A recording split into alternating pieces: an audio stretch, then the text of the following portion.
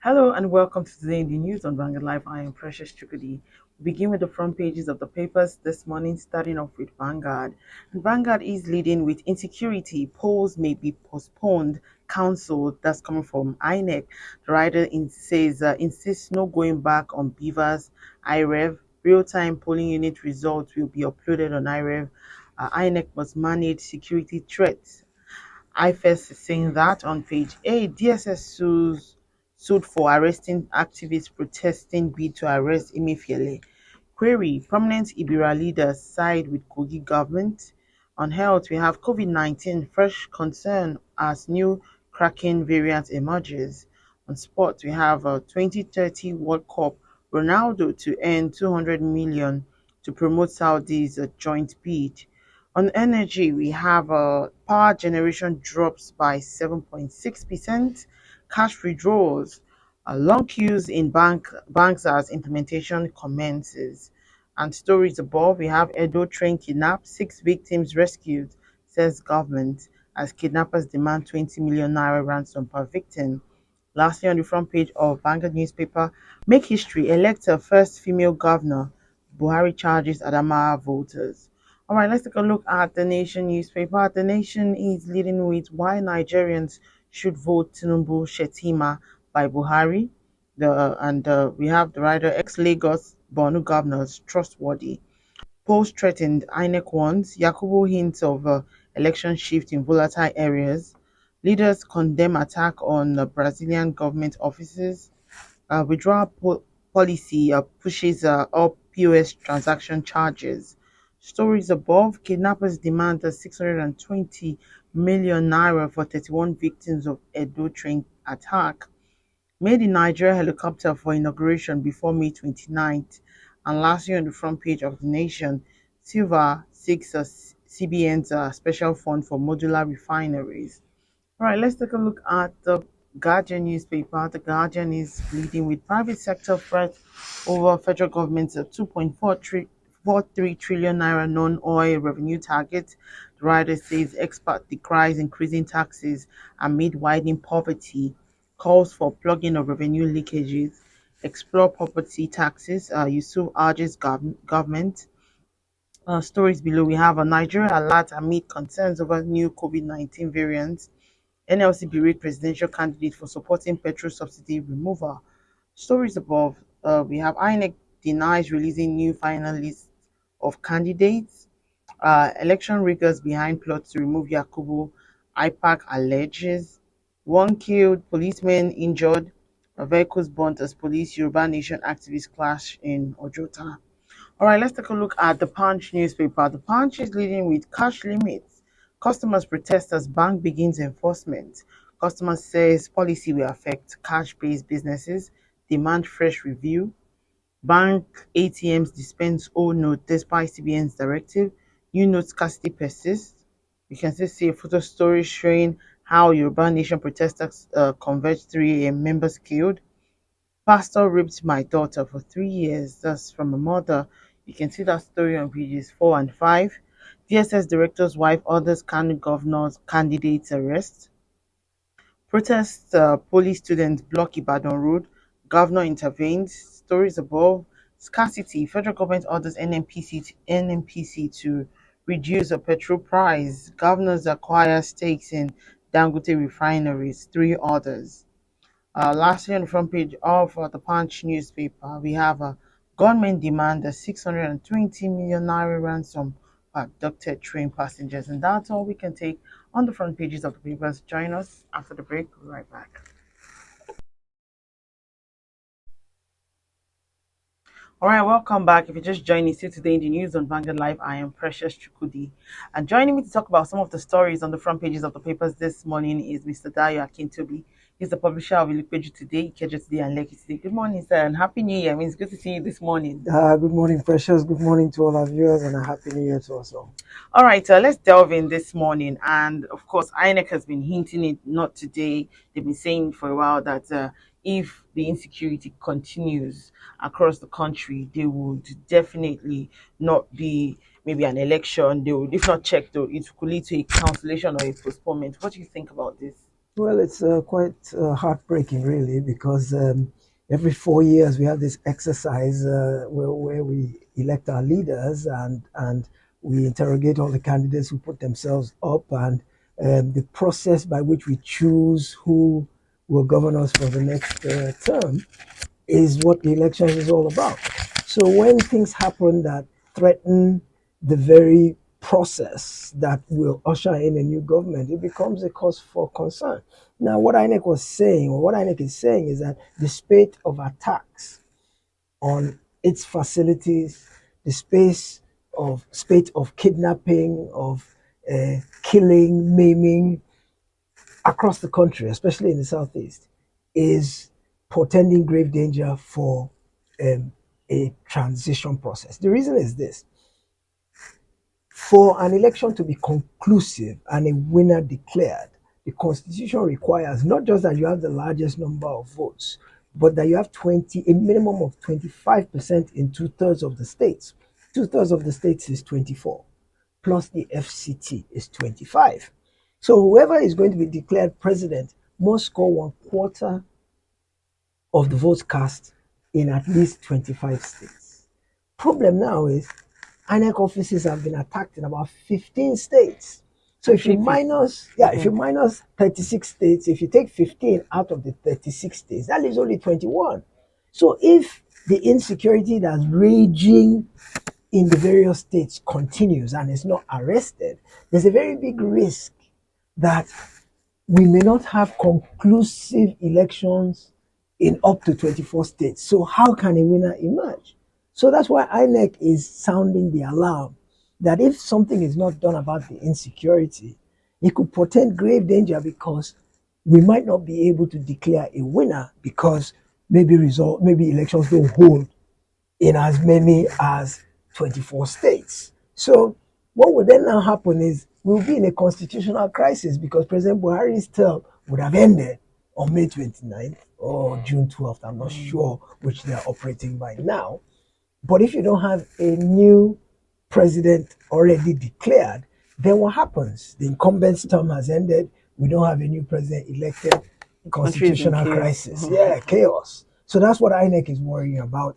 And that's why it's incumbent upon the administration. Remember, President Buhari has said his entire legacy is hitched or hinged on this issue of him delivering free and fair elections and handing over to a democratically elected president to run the next administration.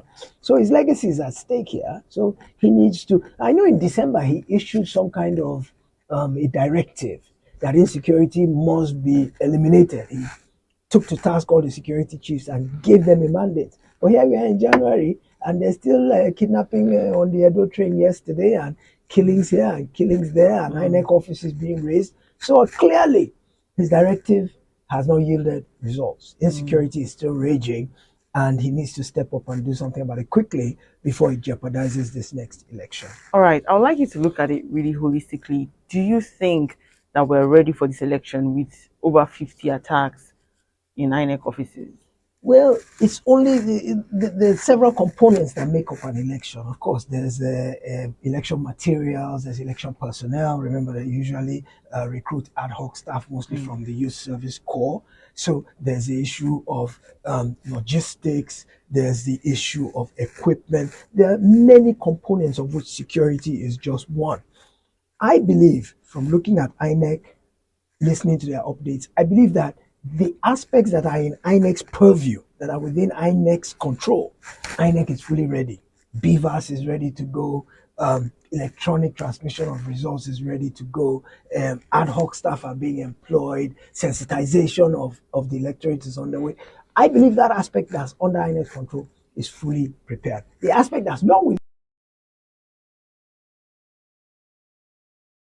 security forces. So it has to work in conjunction with the authorities to provide security for itself. And remember, security is twofold though. It's not just protecting INEC offices, protecting INEC equipment, protecting INEC staff.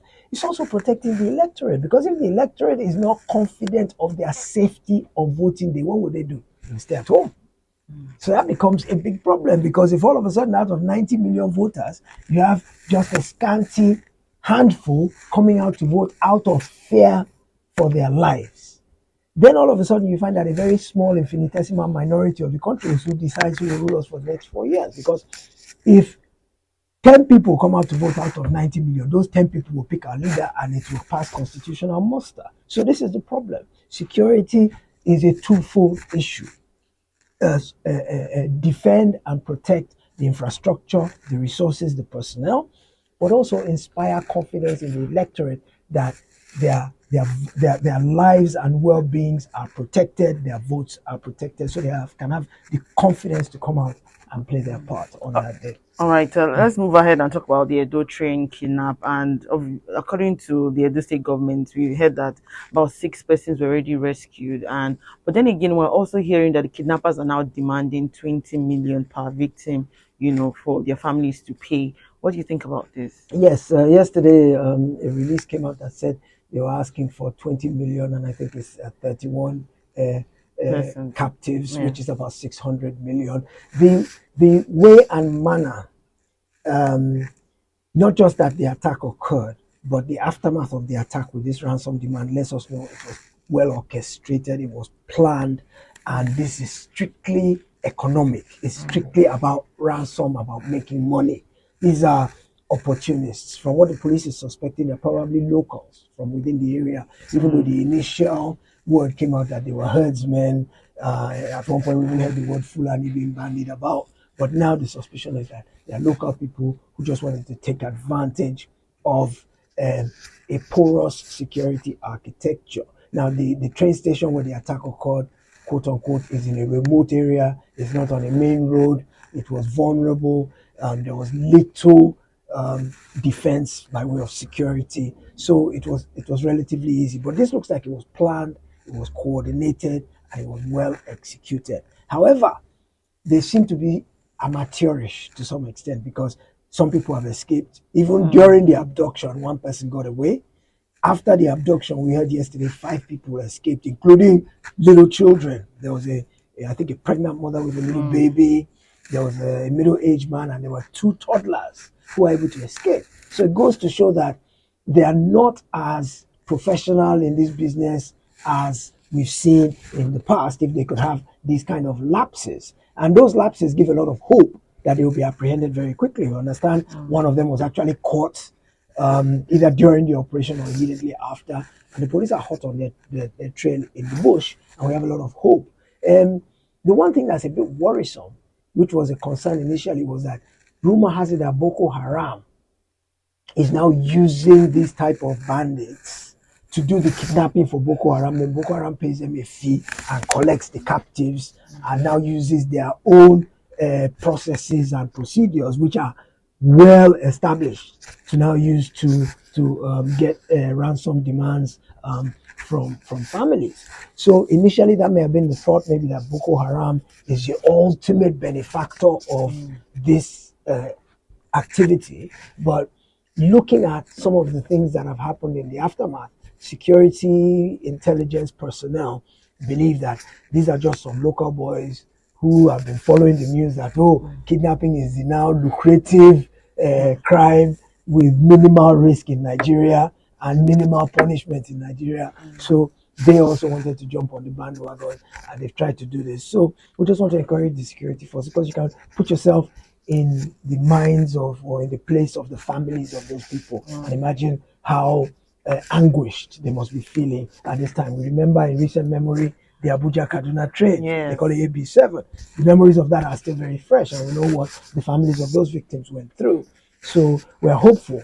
It's still about 72 hours, so it's still relatively fresh, and there's still a good window of opportunity to bring it under control very quickly. And we wish our security forces all the best. All right, let's move ahead and talk about cash withdrawals. And of course, the new cash withdrawals limit started yesterday. Sorry. And people were asking the CBN to actually increase the money too. And now the CBN is also telling us that the denominations in the bank could reduce to 200 naira. That's if you want to withdraw from the ATMs. Now, what do you think about this process?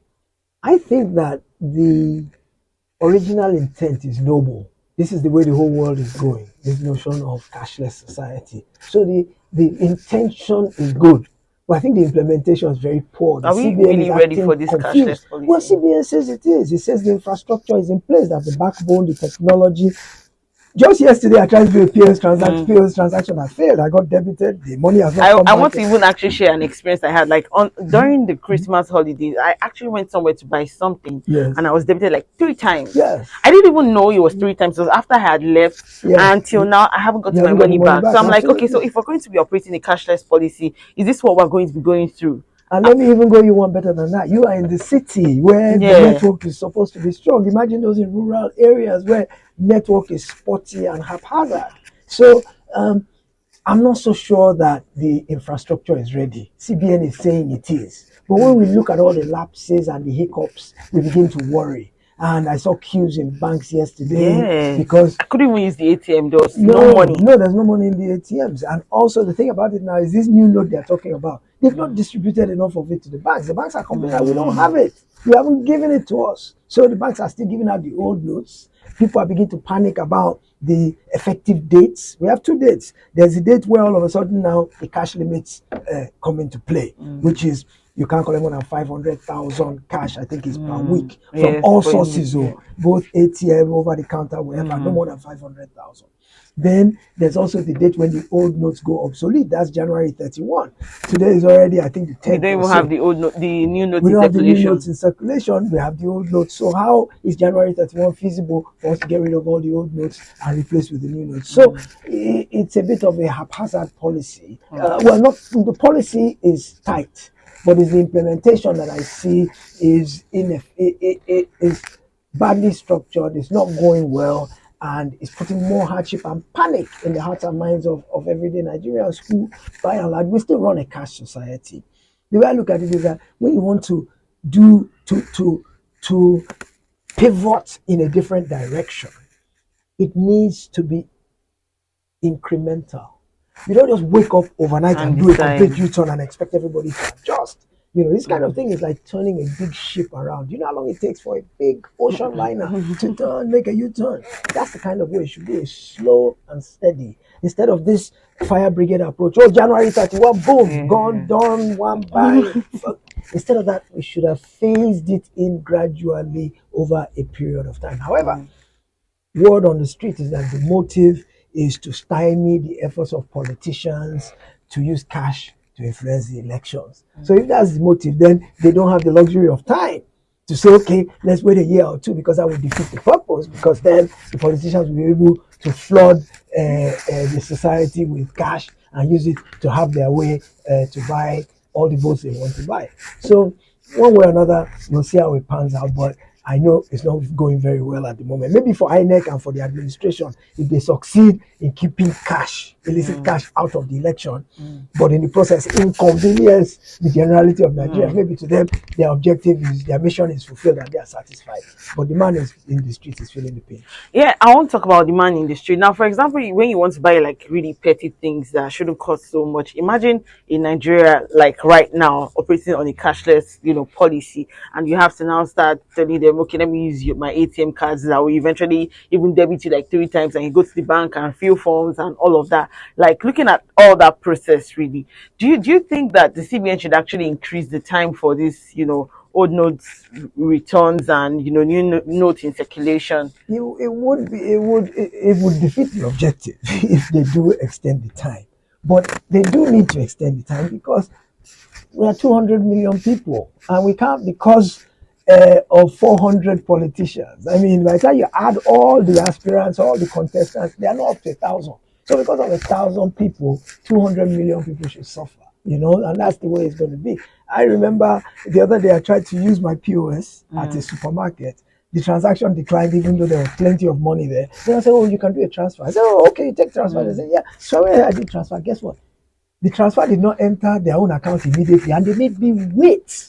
I was standing there for like 20 minutes. I felt like a criminal because people were passing and they were looking at this guy standing here with all his bags. And I was thinking, maybe they are thinking I shoplifted and they have detained these days of fake transfers now. Maybe they have detained me and they are waiting for police to come and carry me or something. So I was standing there feeling embarrassed. For 20 minutes, they didn't get the alert.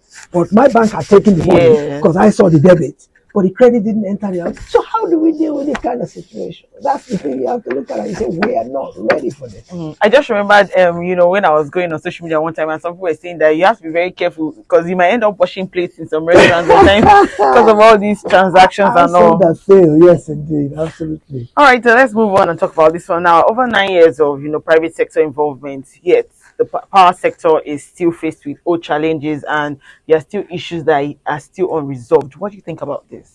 There's only one true answer, and Nigeria just has to come to terms with the fact of the reality of the power sector. The truth of the matter is that privatization was warped because the power services were sold to cronies of the government in power who had no experience, who didn't have the financial backing, who didn't have the wherewithal, the knowledge, the experience to handle that sector. That is why it is still in dire straits today, because those who are running power in Nigeria, particularly at the distribution level, power generation, okay, maybe not so bad, although it also has its issues in terms of up, down, how many megawatts. I was reading somewhere that we're only adding 100 megawatts per year or something to the grid. And that this our thing that by 2030 we'll have 30,000 megawatts. It's a joke because we're only adding 100 every year. It'll take us another 1,000 years to even get to 30,000 megawatts, So, but the main issue is those who are responsible for getting power to us. They have proven to be ineffective, incapable, and don't have the financial wherewithal or the experience. I don't know what kind of legal agreements were signed.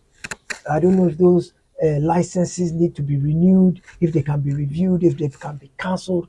But I think we need to tear up that whole privatization document and start from scratch. Because under the current regime we are undergoing, I think this is the 9th or 10th year of privatization. And at this point, we are still having power issues from generation to transmission to distribution. The entire contraption is flawed, and we are the ones on the receiving end of that problem. So let's just forget it and start from scratch. Let us go through a proper bidding process. I know the federal government has signed up with Siemens to come and put in some power plants to improve power, generation, but that's taking a long time coming. We're not getting any relief.